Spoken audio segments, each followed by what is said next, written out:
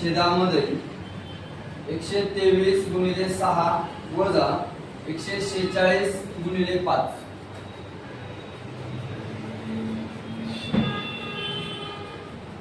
आता दिलेलं काय रे? दोन पदावली दिली, परंतु कशी दिली ती छेदामध्ये दिली. मग वरचा जो भाग असतो तो काय असतो तुमचा अंश आणि खालचा भाग काय असतो अंश आणि छेद डायरेक्टली सेपरेटली सॉल्व करून घ्यायची. आता बघा 18 चौक 4 अधिक 18 चौक 72 वजा 6 वजा 8 छेदामध्ये 123 गुणिले 6. 123 गुणिले 6 37 18 अच्चाला 1 6 दुनी 12 12 ने 13 6 1 6 ने 738 वजा 146 गुणिले 5 730. किती येतं 730. आता बघा 4 अधिक 72 किती होतं रे 76. 76 मधून 6 गेले 70. 70 मधून पुन्हा 8 गेले किती आले 62. छेदामध्ये 738 मधून 730 गेले उरले किती 8 ने 62 ला भाग जातोय का नाही जात. तिथून तुमचं उत्तर काय असेल 62/8. परंतु जर अपूर्णांकाचं संक्षिप्त रूप तयार केलेलं असेल तर तुम्हाला काय करावं लागणार याचं संक्षिप्त रूप करावं लागणार आहे. मग आता 8 आणि 62 ला कशाने भाग जातो 2 ने जातो. मग 2 चौक 8 वरती 32 6 2 हे झालं दोन पद्धतीने.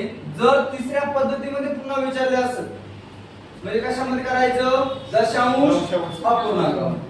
मग 31/4 4 1 4 7 28 उरले किती 3 ला भाग जातोय का नाही. मग पॉइंट घेतला पुढे 0 4 7 28 उरले किती 2 पॉइंट ऑलरेडी घेतलाय म्हणून 0 वाढवता येतो 4 पंचे 7.75.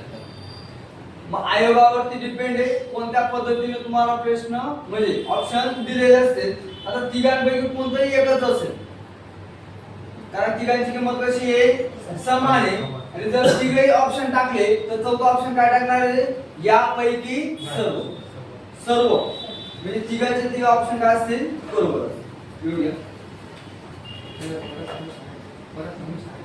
ऑप्शन पूर्ण काय लिहून घ्या.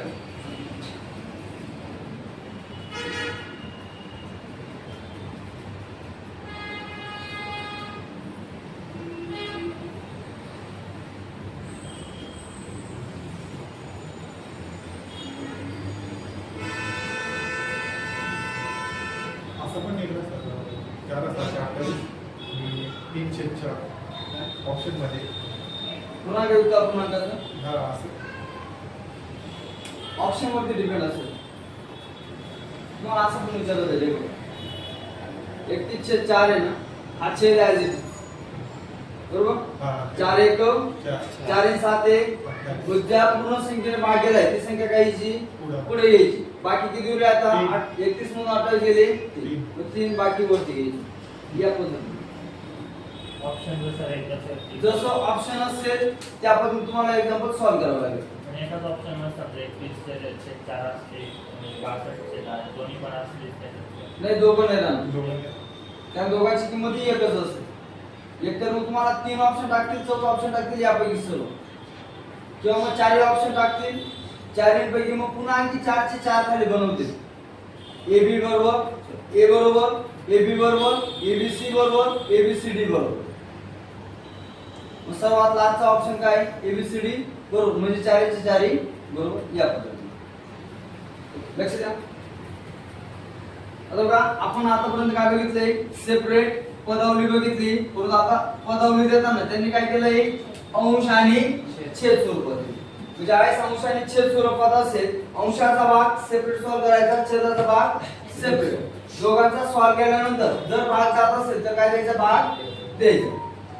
बघा 4 अधिक 18 चौक 72 वजा 6 वजा छेदामध्ये 123 गुणिले 6 किती होतं 738 वजा 146 गुणिले 5 730 आता 4 अधिक 72 किती होतो 76 प्लस प्लस आहे ऍडिशन होणार आहे. पुन्हा प्लस मायनस काय होईल मायनस मग 76 म्हणून 6 गेले 70 पुन्हा 70 म्हणून किती गेले 8 गेले उरले किती 62 छेद 738 म्हणून 30 गेले 8 उरले. मग आता हेच आन्सर कसं लिहिता येईल दोन्ही जर भाग दिला तर 31.4 जर दशांश मध्ये विचारलं तर काय येतं 4 7.75 आणि जर तुम्हाला पूर्णांक युक्त अपूर्णांकामध्ये जर विचारलं तर 31/4 मला बघा पूर्णांक युक्त अपूर्णांकामध्ये लिहित असताना कशा पद्धतीने लिहायचंय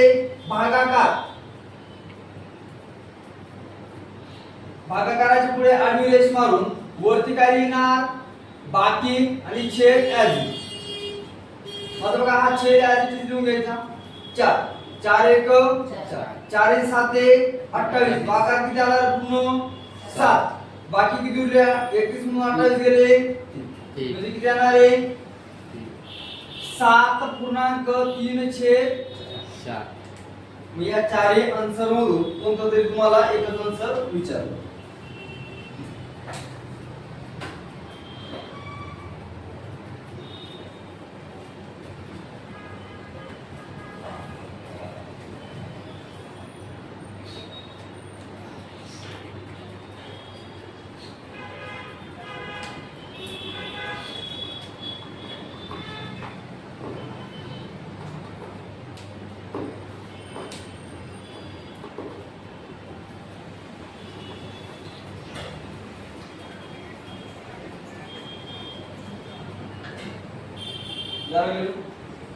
पुढचं एक्झाम्पल घ्या -12 अधिक 8 -12 अधिक 8 अधिक 20 वजा 1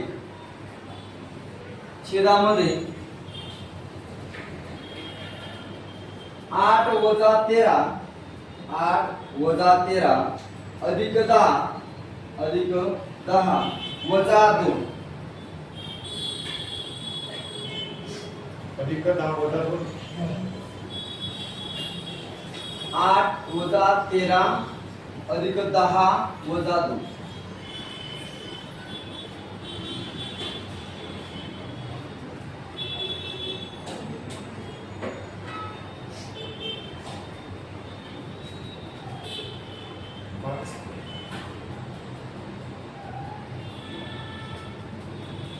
सिंबल हे फक्त काय दिलंय बेरीज आणि वजाबाकी. ज्या उदाहरणामध्ये फक्त बेरीज आणि वजाबाकी असेल त्यावेळेस क्रिया कोण कुठे करणार डावीकडून उजवीकडे.